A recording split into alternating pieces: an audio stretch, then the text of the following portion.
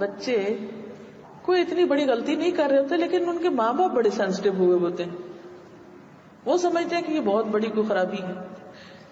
ایسے میں جیسے پہلے میں نے کہا تھا نا, سب کے بچے اپنے بچے, ان بچوں کی بھی کیئر کریں اگر ان کے ماں باپ نہیں سمجھ رہے. بعض اوقات آپ دیکھتے ہیں کہ آپ کا بھائی ناجائز بچوں پہ سختی کرتا ہے, ایک طرف بھائی کو سمجھائیں, دوسری طرف ان بچوں کا کتھارسس کسی طرح سے کریں. خاندان میں کئی ایک مثالیں ہوتی ہیں, آپ کو پتہ چل رہا ہوتا ہے کہ بے جہاں سختی ہو رہی ہے ان بچوں پر, یا ان کے حقوق کا خیال نہیں رکھا جا رہا, تھوڑا خود آگے بڑھ کر ان کو اپنے گلے لگا لیں, ان کے ماں باپ کی کمی پوری کر دیں. کیوں کہا یتیم کے سر پہ ہاتھ رکھنے والا اور یتیم کی خبرگیری کرنے والا قیامت کے دن میں اور وہ ساتھ ساتھ ہوں گے. اتنا بڑا اجر نبی صلی اللہ علیہ وسلم نے دیا اور اتنا بڑا ریوارڈ بتایا کہ آپ کی رفاقت نصیب ہوگی. اس کے لیے ایک بہت ہی خوبصورت مثال ہے کہ دوسروں کے بچوں کی جائز باتوں کو کرنے کے لیے ان کے ماں باپ سے آزادی لے کے دینا. ایک موقع پر ابن عمر کہتے ہیں کہ ہم نبی صلی اللہ علیہ وسلم کے ساتھ سفر میں تھے.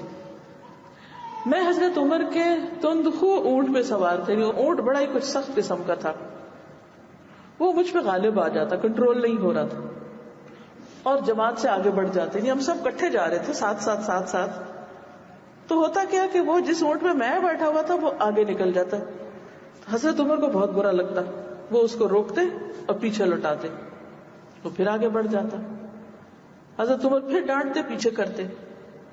تو نبی صلی اللہ علیہ وسلم نے حضرت عمر سے کہا کہ عمر یہ اونٹ مجھے بیچ دو. حضرت عمر نے عرض کیا یا رسول اللہ صلی اللہ علیہ وسلم یہ آپ کا لے لیجئے. آپ نے فرمایا اسے میرے ہاتھ بیچ دو.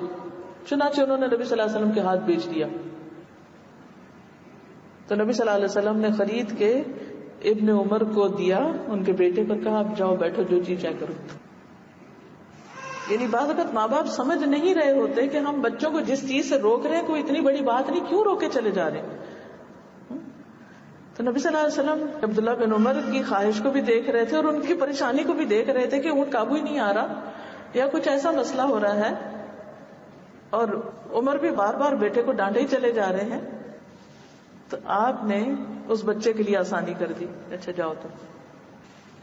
تو ضرور اس بات کا خیال رکھیے کہ آپ مثلاً اکٹھے سفر کر رہے ہیں, کوئی پکنک بنا رہے ہیں, کسی شادی پر اکٹھے ہیں, تو ضرور دیکھیے کہ بچے کیا کر رہے ہیں, کس کنڈیشن میں ہیں, کہاں کس کو کیا مشکل ہو رہی ہے. بعض اوقات ایسا ہوتا ہے کہ کوئی ایک بچے سے کوئی غلطی ہو جاتی ہے تو سفر خراب کر دیتے ہیں ماں باپ, اس کو سب کے سامنے ڈانٹنا شروع کر دیتے, سارے لوگ بھی سہم جاتے ہیں, وہ بچہ بیچارہ بھی شرمندہ ہوتا چلا جاتا ہے. تو ایسے میں کوئی نہ کوئی وے آؤٹ نکالنا چاہیے کہ ماں باپ کا غصہ بھی ٹھنڈا کیا جائے اور بچے کو بھی تھوڑی سی آزادی مل جائے.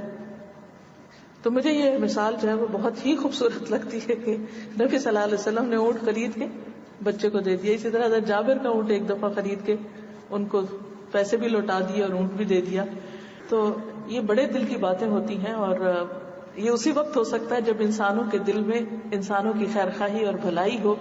نبی صلی اللہ علیہ وسلم کی بچوں کے اوپر یہی توجہ تھی اور یہی اعتماد تھا کہ ان میں سے ایک ایک, عبداللہ بن عباس ہوں یا عبداللہ بن عمر ہوں, آپ صلی اللہ علیہ وسلم کے اتنے زیادہ سنتوں کی پیروی کرنے والے اور اتنے زیادہ آپ کے چاہنے والے اور آپ کے بعد اس دین کے مشن کو آگے بڑھانے والے تھے, کیونکہ انہوں نے سچی خیر خواہی آپ کے اندر دیکھی تھی.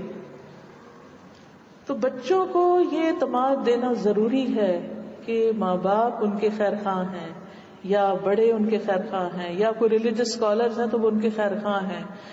اگر آپ مثلاً سر ڈھانک بیٹھے ہیں یا کوئی دین کا تھوڑا بہت پڑھنے لکھنے لگے ہیں تو لوگ آپ سے بڑی ایکسپیکٹیشن رکھ جاتے ہیں کہ آپ اب ہمارے بچوں کو بھی دیندار بنا دیں.